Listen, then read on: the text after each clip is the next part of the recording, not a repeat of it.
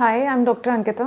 आज मैं बात करने वाली हूँ कैंसर सर्विक्स के बारे में, जिसको बच्चेदानी के मुंह का कैंसर आम भाषा में कहा जाता है। ये कैंसर दुनिया में लेडीज़ में सेकंड मोस्ट कॉमन है, सबसे ज़्यादा सेकंड नंबर पे पाया जाने वाला कैंसर है और हमारी कंट्री में तो बहुत कॉमन है। एंड इसका जो सबसे ज़्यादा रेशो है वो उन लेडीज़ में होता है जिनकी शादियाँ जल्दी हो जाती हैं और जल्दी उनकी रिप्रोडक्टिव लाइफ स्टार्ट हो जाती है, जिनके बच्चे बहुत जल्दी होने लगे और बहुत कम गैप में बच्चे होते हैं, उनमें ज़्यादा पाया जाता है। तो इसका डायग्नोसिस होना बहुत आसान है अगर हम इसको जल्दी पिकअप कर लेते हैं, क्योंकि इसको होने में फुल ब्लोन पिक्चर आने में 15 से 20 साल लगते हैं। जो कैंसर सर्विक्स की सिम्टम्स हैं वो ज़्यादातर लेडीज़ में बहुत ज़्यादा ऑब्वियस नहीं होते, क्योंकि ज़्यादातर लेडीज़ को लिकोरिया की ही प्रॉब्लम होती है, जैसे कि जो कि मोस्ट कॉमनली वेजाइनल इन्फेक्शंस की वजह से होते हैं। बट जो रिप्रोडक्टिव एज ग्रुप की लेडीज़ होती हैं, जैसे 25 से लेके 45 साल तक के बीच में, उनमें ज़्यादातर लिकोरिया जो कि ठीक ना हो या दवाई लेने तक ही ठीक हो फिर से होने लगे, तो उनमें हमें सर्विक्स का एग्जामिनेशन करना बहुत ज़रूरी हो जाता है, क्योंकि कई बार रिपीटेड इन्फेक्शंस, बार बार इन्फेक्शंस होने की वजह से सर्विक्स के मुंह, जो बच्चेदानी का जो मुंह है सर्विक्स, उस पर घाव हो जाते हैं, जिसके कारण अगर वो ना ठीक किए जाएँ तो कई बारी उनमें कैंसर के चेंजेस आने लगते हैं, जिसकी वजह से 10 से 15 साल बाद कैंसर सर्विक्स होने का खतरा हो सकता है। तो सिम्टम्स आने में बहुत टाइम लग जाता है, जो कि 10 से 15 साल है। तो इसलिए हमें अपना रिपीटेड चेकिंग कराना बहुत ज़रूरी है। कैंसर सर्विक्स का जो 75% कारण है वो एक वायरस के इन्फेक्शन से होता है, जिसको हम ह्यूमन पैपिलोमा वायरस कहते हैं।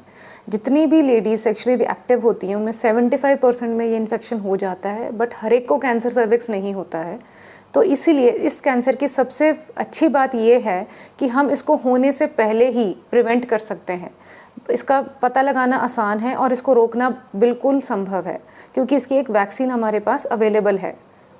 प्रिवेंशन के लिए सबसे अच्छा तरीका यही है कि जिन लेडीज़ जो कि सेक्सुअली एक्टिव लेडीज़ हैं, उनको अपना हर साल पैप स्मीयर कराना चाहिए, जिसको पैप टेस्ट भी कहते हैं, जो कि सबसे आसान तरीका है। एक ओपीडी सिंपल प्रोसीजर है, जिसमें कोई एडमिशन की ज़रूरत नहीं है, कि आप अपना ओपीडी चेकअप कराते समय अपना साल में एक बार ही पैप स्मीयर कराएं, जिससे कि हम बच्चेदानी के मुंह के जो सेल्स होते हैं वो पिकअप करके लैब में टेस्ट करने के लिए भेजते हैं, और उसमें हमें बहुत जल्दी पता चल सकता है कि उनमें कोई कैंसर वाले चेंजेस हो रहे हैं या नहीं हो रहे हैं।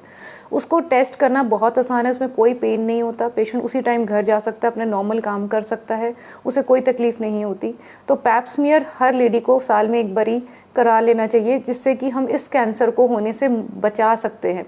पैप स्मीयर बहुत ही सिंपल एक ओपीडी प्रोसीजर है, जिसको आराम से किया जा सकता है, और इससे भी बेटर एक लिक्विड बेस्ड साइटोलॉजी टेस्ट आ चुका है, जिसकी क्षमता इस कैंसर को पिक करने की और भी ज़्यादा है, पैप स्मीयर से भी ज़्यादा है। दोनों ही टेस्ट ओपीडी में किए जाते हैं और दोनों में ही पेशेंट को कोई तकलीफ नहीं होती है। इसको करने का सबसे बड़ा फ़ायदा ये है कि हम बहुत जल्दी पेशेंट को बता सकते हैं कि उसमें कैंसर के चेंजेस हो रहे हैं या नहीं हो रहे हैं। इन्फेक्शन की वजह से भी पैप टेस्ट एबनॉर्मल आ सकता है, बट उसका इलाज सिर्फ एंटीबायोटिक से कर दिया जाता है, उसमें पेशेंट को वरी करने की ज़रूरत नहीं है।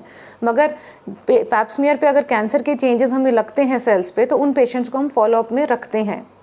ये दोनों ही फैसिलिटीज़ यानी कि पैप स्मीयर और लिक्विड बेस्ड साइटोलॉजी हमारे clinic RG women and child care centre Ludhiana पे अवेलेबल हैं, उपलब्ध हैं, और दोनों ही ओपीडी प्रोसीजर्स हैं। इन दोनों प्रोसीजर्स को कराने से आप इस कैंसर को होने से आप अपने आप को बचा सकते हैं।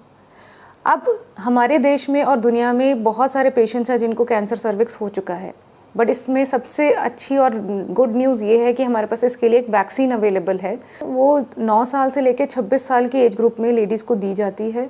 इसकी 3 डोजेज़ लगती हैं और ये IM इंजेक्शन है, इसमें कोई दिक्कत नहीं आती है। हमारे यहाँ डॉक्टर राजन गुप्ता हैं, जो कि MD पीडियाट्रिक्स हैं, वो बच्चों का देखते हैं, और मैं गायनेकोलॉजिस्ट हूँ जो लेडीज़ में वैक्सीनेशन करती हूँ। ये वैक्सीनेशन हमारे RG women and child care clinic Ludhiana में अवेलेबल है, जिसके लिए आप आ सकते हैं। जो दोनों वैक्सीन हैं उनके कोई भी साइड इफ़ेक्ट्स नहीं हैं, कोई भी किसी किस्म का फीवर या कोई भी दिक्कत पेशेंट को नहीं आती है। ये वैक्सीन हम प्रेग्नेंट लेडीज़ में नहीं दे सकते, बट जो लैक्टेटिंग वुमेन है, जो बच्चे को दूध पिला रही हैं, वो ये वैक्सीन ले सकती हैं। कुल मिला के इस कैंसर में दोनों चीज़ें बहुत अच्छी हैं कि पहले हमारे पास एक वैक्सीन अवेलेबल है, जिसमें हम बच्चों को दे सकते हैं। शादी होने से पहले ही अगर हम ये वैक्सीनेशन दे दें तो ये कैंसर होने से ही हम रोक सकते हैं।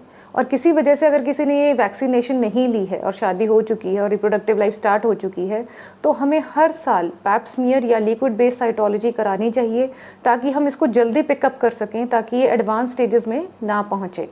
तो ये सारी facilities, pap smear, liquid based cytology, cervical cancer की वैक्सीनेशन, ये हमारे क्लिनिक पे अवेलेबल हैं। तो ये सारी चीज़ें हमारे यहाँ अच्छे से की जाती हैं। Thank you.